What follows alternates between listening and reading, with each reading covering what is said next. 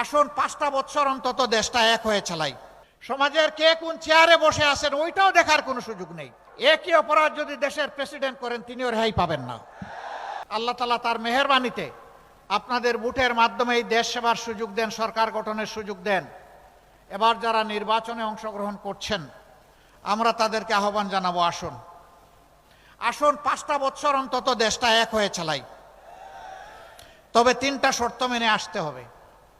Number 1, প্রথম শর্ত হচ্ছে নিজেরা কোনো দুর্নীতি করবেন না এবং কোনো দুর্নীতিবাজকে বগলের নিচে আশ্রয় দেবেন না। নাম্বার 2, সমাজের সকল মানুষের জন্য ন্যায় বিচার নিশ্চিত করা হবে। ন্যায় বিচারকে প্রভাবিত করার দুঃসাহস কেউ দেখাবেন না, রাজনৈতিক প্রভাব খাটাতে পারবেন না। বিচারকে তার আপন গতিতে চলতে দিতে হবে এবং বিচার বিভাগকে সম্পূর্ণ স্বাধীন করে দেওয়া হবে, যাতে অর্থের বিনিময়ে নয়, ন্যায্যতার ভিত্তিতে একজন মানুষ যেন ন্যায় বিচার পায়। এখানেও কে গরিব কে ধনী কে কোন ধর্মের এটা দেখার কোনো সুযোগ নেই। সমাজের কে কোন চেয়ারে বসে আছেন ওইটাও দেখার কোনো সুযোগ নেই।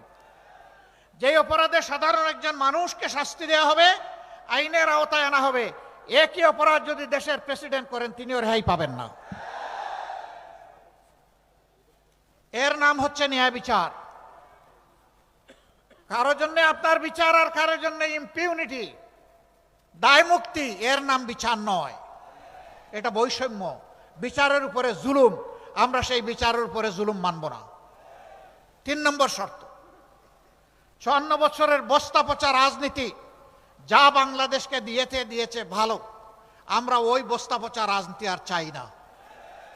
যেই রাজনীতি তার নেতা নেত্রীকে চোর বানায়, লুটেরা বানায়, সন্ত্রাসী বানায়, ফ্যাসিস্ট বানায়, ওই রাজনীতি আর আমরা দেখতে চাই না।